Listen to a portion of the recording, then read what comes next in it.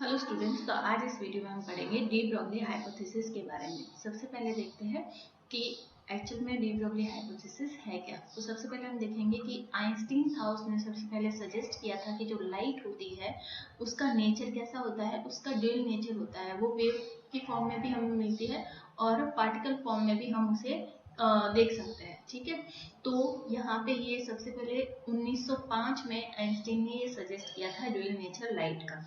उसके बाद जो है डी ब्रॉगली ने जो है 1892 और 1987 में कहा कि जो मैटर होता है, जो पदार्थ होता है, ठीक है, उसका भी कैरेक्टर ड्यूअल होता है, उसका भी द्वैत प्रकृति होती है किसी मैटर की भी। आइंस्टाइन ने कहा था लाइट की प्रकृति जो है वो ड्यूअल होती है। डी ब्रॉगली ने कहा कि मैटर की प्रकृति भी ड्यूअल होती है। उसने कहा कि मैटर के जो कण है वो भी ड्यूअल नेचर प्रदर्शित करते हैं, उनका भी जो है वेव फॉर्म होता है, और जो पार्टिकल फॉर्म है उसको भी हम कह सकते हैं।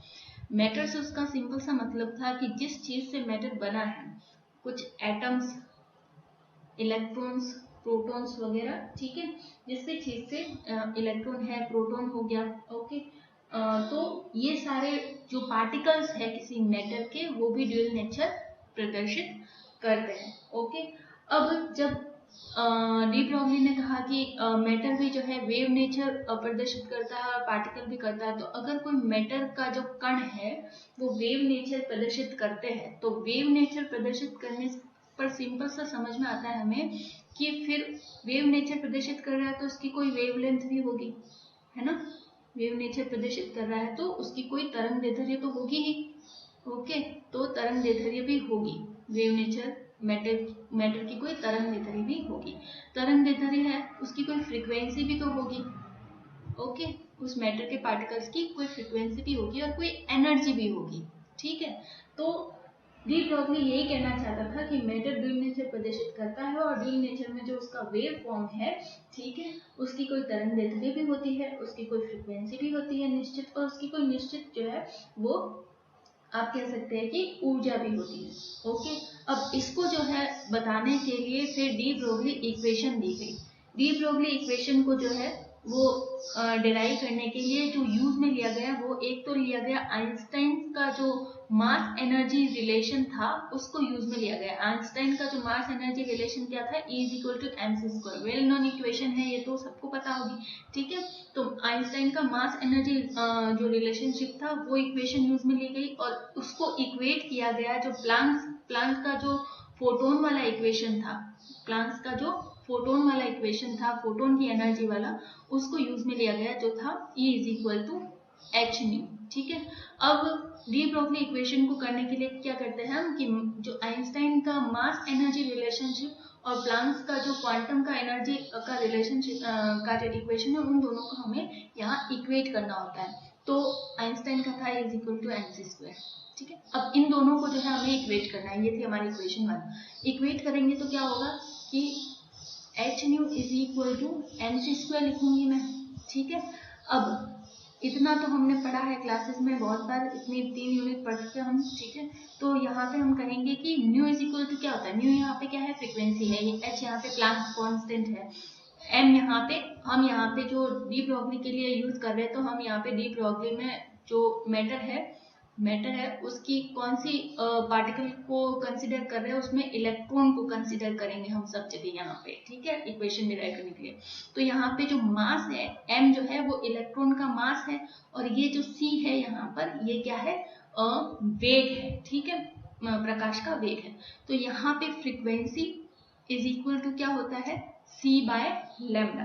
तो यहाँ पे लिख देंगे हम hc/λ = mc²। ओके, अब इसको क्या करना है हमें तो यहाँ पे पता क्या करना है, लैम्डा पता करना है, सिंपल सी बात है। हमें तो वेवलेंथ पता करनी है उस इलेक्ट्रॉन की। ओके, तो अब यहाँ पे करते हैं हम 1/λ एज इट इज रखेंगे ये। ठीक है, 1/λ एज इट इज रखेंगे, और ये जो hc है उसको बराबर के उस साइड ले जाएंगे, तो क्या हो जाएगा, mc²/hc। तो एक c से एक c कैंसिल हो गया, तो ये हो गया mc/h।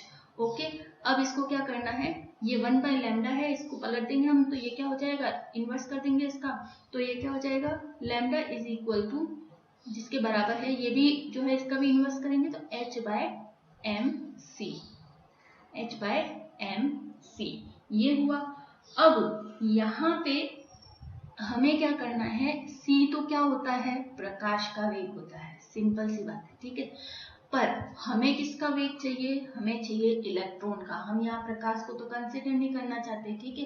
डी ब्रोगली तो प्रकाश की बात नहीं कर रहा है, वो तो मैटर के पार्टिकल्स की बात कर रहा है। तो और मैटर का कौन सा पार्टिकल लिया है हमने, इलेक्ट्रॉन का लिया है। तो हमें यहाँ पे प्रकाश के वेग की जरूरत नहीं है, हमें यहाँ पे इलेक्ट्रॉन के वेग की जरूरत है। इसलिए यहाँ पर हम क्या लिखेंगे, प्रकाश की वेग की जगह लिखेंगे इलेक्ट्रॉन का वेग, न्यू नहीं है ये वेग v, ठीक है। तो ये हो गया हमारा equation, lambda is equal to h/mv। Okay, अब इसको और आगे आप लिख सकते हैं, h/mv को क्या लिखेंगे, p। क्यों लिखेंगे, देखो ये p क्या है, ये p है यहाँ पे लीनियर मोमेंटम। क्या है, लीनियर मोमेंटम, लीनियर मोमेंटम। और p लीनियर मोमेंटम किसके बराबर होता है, mv के बराबर होता है, ठीक है। इसलिए मैंने यहाँ mv को क्या लिखा है, p के बराबर। तो फाइनल जो इक्वेशन हुई वो क्या हुई, h/p।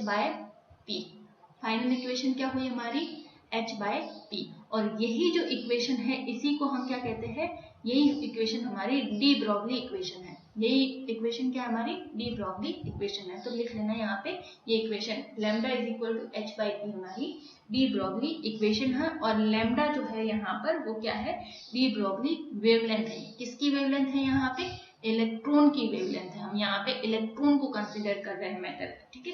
तो ये था कि डी ब्रोगली इक्वेशन को हम आइंस्टाइन के मास एनर्जी रिलेशनशिप और प्लांक्स के जो फोटोन की एनर्जी है, क्वांटम में जो प्लांक्स ने फोटोन की एनर्जी दी थी E is equal to H nu, ठीक है, उनके बीच में रिलेशन स्टैब्लिश करके हमने डी ब्रोगली इक्वेशन को डिराइव किया है यहाँ पे। ओके, और वो क्या है, lambda is equal to h/p। Clear. अब नेक्स्ट देखते हैं हम यहाँ पे कि ये जो डी ब्रोगली इक्वेशन है इसका सिग्निफिकेंस क्या है, महत्व क्या है इसका, ठीक है। तो डी ब्रोगली इक्वेशन का सिग्निफिकेंस में हम देखते हैं कि it relate particle character with wave character of matter, ठीक है। ये क्या करता है कि जो भी मैटर है, जो भी पदार्थ आपने लिया है उसकी कणीय प्रकृति को संबंधित करता है उसकी तरंग प्रकृति के साथ, ठीक है।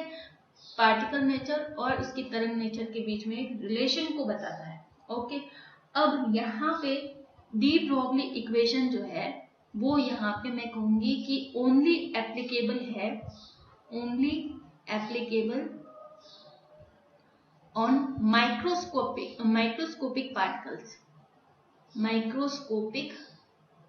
पार्टिकल्स, ठीक है।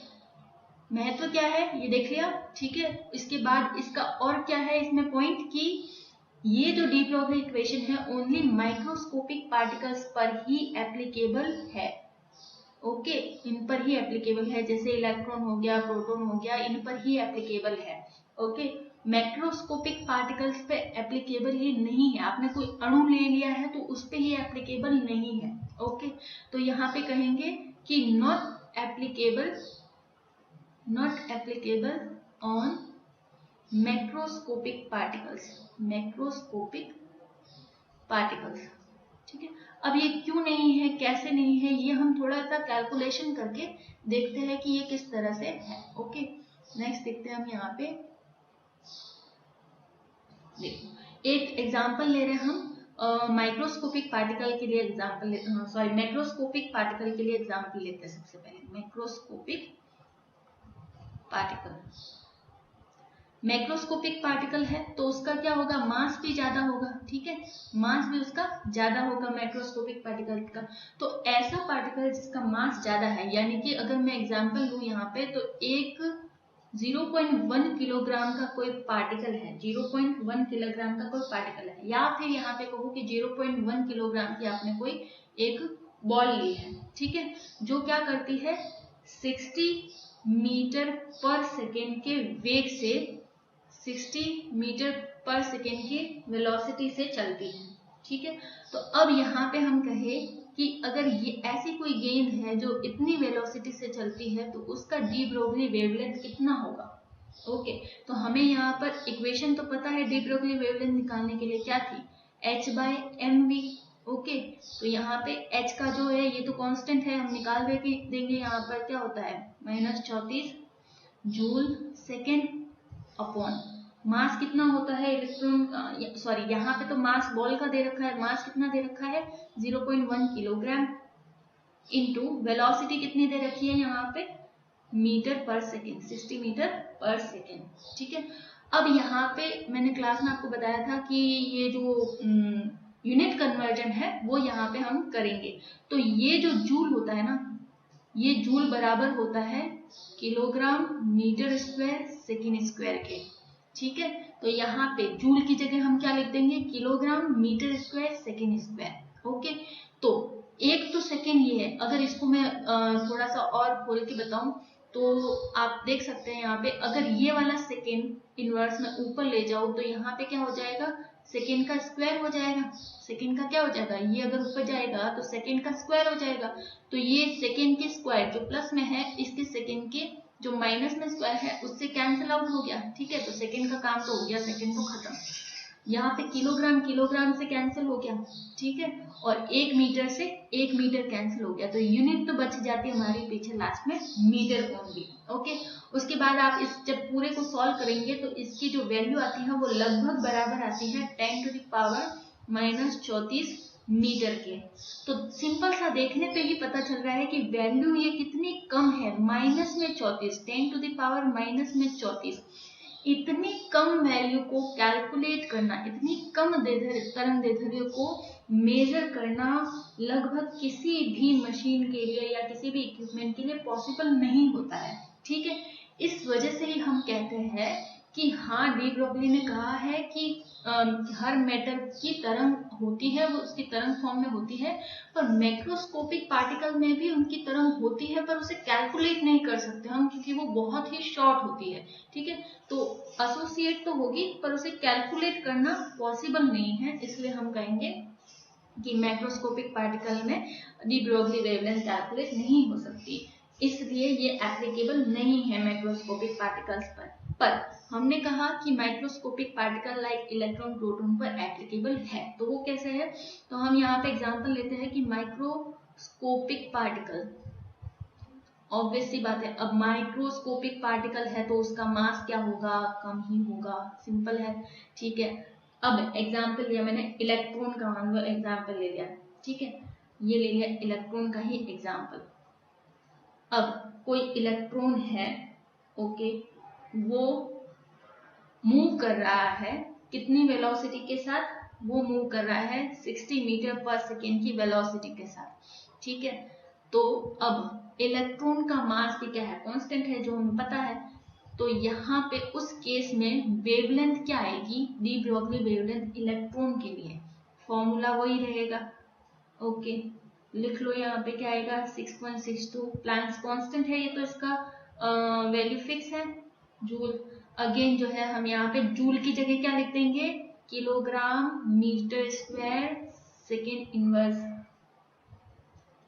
-2। ठीक है, और ये जो है ये तो क्या है पूरा जूल के लिए। ठीक है, और ये आ गया सेकेंड। ओके, अब नीचे लिखेंगे हम यहाँ पे मास क्या होता है इलेक्ट्रॉन का, 9.11 इंटू 10⁻⁻31 किलोग्राम, और वेलोसिटी कितनी दे रखी है 60 मीटर सेकेंड इनवर्स।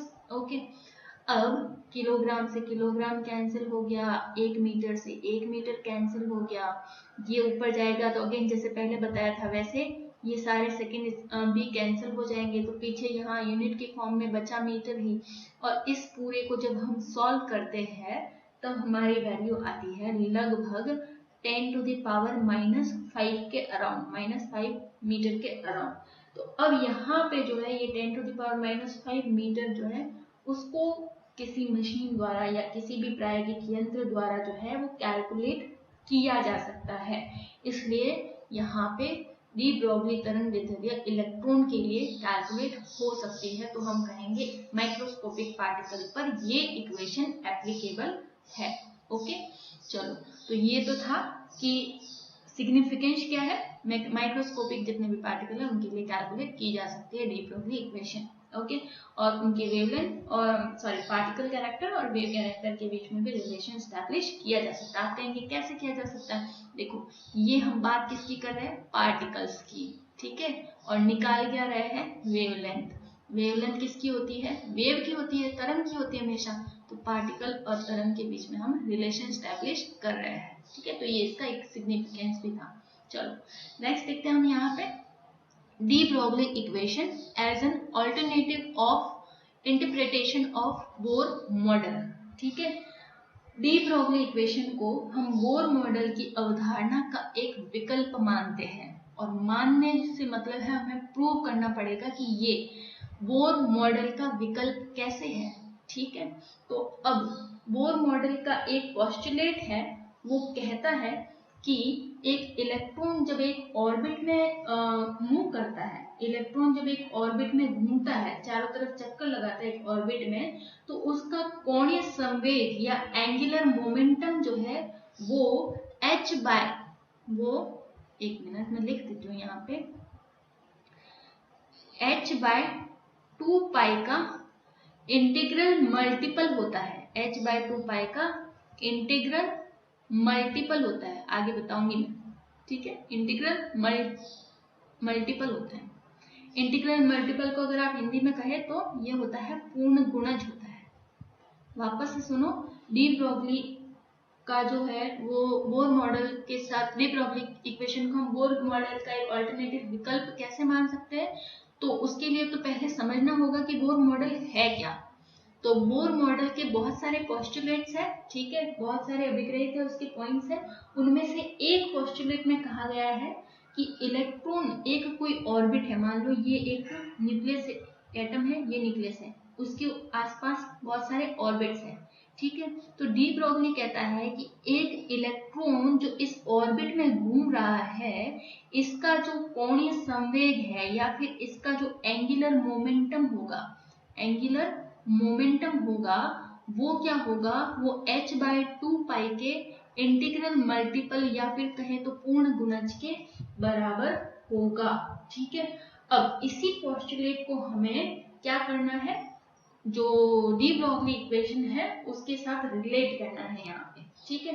तो चले करते हैं, कैसे करेंगे? तो डी ब्रोगली इक्वेशन से हमने क्या निकाला है? De Broglie wavelength. तो हम डी ब्रोगली वेवलेंथ के साथ उसको रिलेट करेंगे इस पोस्टुलेट को। तो उससे पहले हमें ये समझना होगा कि ये पूरी रिएक्शन में जो मैं यहाँ कह रही हूँ कि मैंने मान लो कि एक लिया है इलेक्ट्रॉन जो मूव कर रहा है सर्कुलर पाथ में, ठीक है, ये मूव कर रहा है, मैंने बताया आपको ये सर्कुलर पाथ में यहाँ पे मूव कर रहा है, और इस ऑर्बिट की जो रेडियस है, इस ऑर्बिट की जो रेडियस है वो r है। अब जैसे कि यहाँ पे एक एग्जाम्पल दे रखा है, ठीक है, तो ये मान लो कि ये मेरा एक ऑर्बिट है, ये जो यहाँ पे दे रखा ब्लू लाइन में ये ऑर्बिट है, ये इसका न्यूक्लियस है, और यहाँ पे ये क्या है? इस ऑर्बिट का रेडियस है ये वाला r, ठीक है। अब r जो है वो a न्यूक्लियस के अराउंड वेव घूमता है, r क्या होता है? a न्यूक्लियस के अराउंड घूमता है, ठीक है। यहाँ पे घूम रहा है इलेक्ट्रॉन इस a न्यूक्लियस में। अब हम कह रहे हैं कि अगर वेव सेम फेज में रहती है तब तो हम रिलेट कर सकते हैं, ठीक है, और अगर वो सेम फेज में नहीं रहती कंटिन्यूअस, तो हम उसे डी ब्रोगली के साथ इक्वेशन को रिलेट नहीं कर सकते हैं। तो सेम फेज का क्या मतलब है? देखो, इलेक्ट्रॉन को अगर वेव फॉर्म में देखते हैं तो उसकी वेवलेंथ होगी, मैंने पहले भी बताया, जो कि हमने डी ब्रोगली वेवलेंथ लैम्डा बताया है। वेवलेंथ क्या होता है आपने पढ़ा होगा, ये जब एक पूरा साइकिल कंप्लीट होता है तो ये पूरा साइकिल हमारा क्या कहलाता है? वेवलेंथ कहलाता है, ठीक है।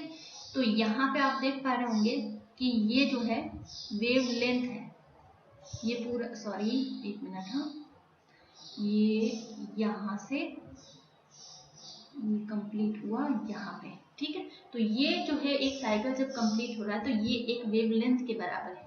अब इसका सेम फेज में रहना मतलब कि ये जो वेवलेंथ जा रही है ये कहीं पर भी ब्रेक नहीं होनी चाहिए, ये कहीं पर भी ब्रेक नहीं होनी चाहिए। अगर ये ब्रेक हुई तो फिर हम इसे कंसिडर नहीं कर सकते। जैसे कि यहाँ पे देखो, ये यहाँ पे ब्रेक हो रही है, कंटिन्यूस नहीं है, सेम फेज में नहीं है, तो इसे हम यहाँ पे कंसिडर नहीं करें। इलेक्ट्रॉन मूव करना चाहिए एक ऑर्बिटल में, एक न्यूक्लियस के अराउंड जिसका रेडियस r है, वो सेम फेज में मूव करना चाहिए, तभी हम इसे कंसिडर करते हैं। चलो, ये मॉडल समझ में आ गया क्या है, ठीक है। अब इसका कैलकुलेशन करते हैं हम कि कैलकुलेशन में हम क्या बताना चाहते हैं। तो यहाँ पे हम कहेंगे कि जो सेम फेज में होगा, अब यहाँ पे कहेंगे कि रिलेट करना है डी ब्रॉगली को, तो ये जो इसका सरकमफेरेंस होता है 2 पाई r, किसी भी सर्कल का सरकमफेरेंस कितना होता है, परिधि कितना होता है, 2 पाई r, ठीक है। वो यहाँ पे किसके बराबर है, लैम्डा के बराबर। अगेन देखो, रिलेशन समझ में आया आपको। ये मैंने कहा ये एक वेवलेंथ है, ठीक है, और इसमें कहा कि ये इंटीग्रल, थोड़ा सा इसको थोड़ा ट्रिकी है, थोड़ा समझना, ये है इसका इंटीग्रल मल्टीपल, यानी कि ये क्या होना चाहिए, लेमडा जितनी भी है यहाँ पे वेवलेंथ, वो उसका इंटीग्रल मल्टीपल होना चाहिए, यानी कि n लेमडा होना चाहिए मूवमेंट। n यहाँ पे इंटीग्रल मल्टीपल 1 हो सकता है, 2 हो सकता है, 3 हो सकता है, 4 हो सकता है, ये ब्रेक नहीं होना चाहिए, ठीक है। होगा तो इंटीग्रल मल्टीपल ही होगा n। तो यहाँ पे देखते हैं कि ये जो पूरा इलेक्ट्रॉन ये जो मूव कर रहा है ग्राउंड में, ये जो इसकी वेव है जो इस तरह से जा रही है, जिससे एक वेवलेंथ एसोसिएट है, ठीक है। तो ये पूरा किसके बराबर होगा, ये पूरा इसको सर्कल करेगा, राउंड होगा, तो ये सरकमफेरेंस जो है इसका बराबर होगा n लैम्डा के। किसके बराबर होगा, n लैम्डा के। ओके, बस काम हो गया, यही समझने का था। उसके बाद तो कैलकुलेशन है। 2 pi r is equal to n, lambda किसके बराबर था, थोड़ी देर पहले पढ़ा, ये बराबर था h बाय m v के। किसके बराबर था, h बाय m v के, ठीक है। अब ये जो है m v हम क्या करेंगे, उधर ले जाएंगे बराबर के, तो यहाँ पे क्या आ जाएगा, इधर 2 पाई हम इधर ले आएंगे, ठीक है। तो ये मैं इधर ले जाती हूँ, m v, पीछे क्या बचा, ये r इधर ही रखा, is equal to n by 2 pi, n by 2 पाई।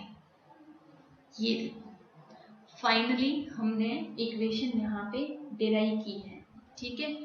अब दो चीजें जो हमने कंसिडर की थी इससे पहले, एक तो क्या हमने बताया कि ये जो पूरा वेवलेंथ इलेक्ट्रॉन जब घूम रहा है, जो वेव फॉर्म में है, तो उसकी कोई वेवलेंथ है और वो सर्कल में घूम रहा है, तो वो पूरा एक सर्कल जब कंप्लीट करेगा तो उसका सर्कमफेरेंस या घूमना किसके बराबर होगा, 2 पाई r, जो कि अल्टीमेटली बराबर होना चाहिए n लैम्डा के, ठीक है, n डी ब्रॉगली इक्वेशन के इंटीग्रल मल्टीपल के बराबर। साथ ही इससे पहले एक पॉइंट मैंने और कहा था कि ये जो है वो बराबर और किसके होना चाहिए, ये h बाय 2 पाई के इंटीग्रल मल्टीपल के बराबर होना चाहिए। तो दोनों पॉइंट यहाँ पे जो है हम फुलफिल कर रहे हैं। पहले स्टेप में यहाँ पे देखा कि ये क्या है, सरकमफेरेंस इलेक्ट्रॉन घुमा है, वो किसके बराबर है, n लैम्डा के।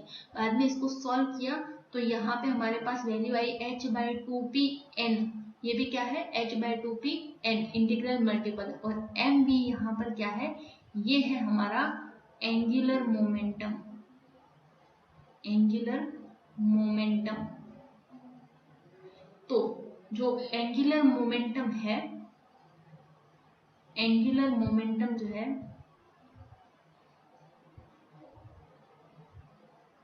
एंगुलर मोमेंटम जो है वो बराबर होना चाहिए था किसका, h बाई 2 पाई के इंटीग्रल मल्टीपल के बराबर। यही था जो बोर का पोस्टुलेट था कि जो इलेक्ट्रॉन का एंगुलर मोमेंटम h बाई 2 पाई के इंटीग्रल मल्टीपल के बराबर होता है। तो हमने यहाँ पर क्या किया, हमने यहाँ पर डी ब्रॉगली इक्वेशन को यूज करते हुए ये जो पोस्टुलेट था बोर का, उसको फुलफिल कर दिया है, ठीक है।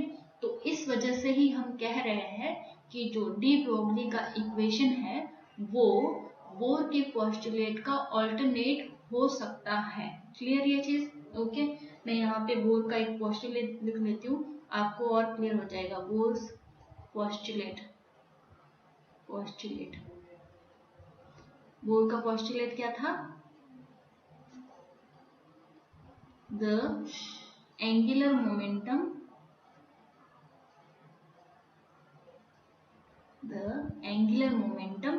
जो कि किसके बराबर है, mvr, the angular momentum of an electron should be integral multiple of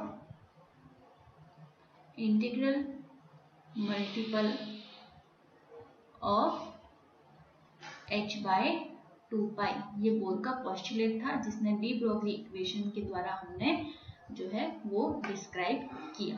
okay, तो ये था पूरा डी ब्रोगली के बारे में। क्लियर?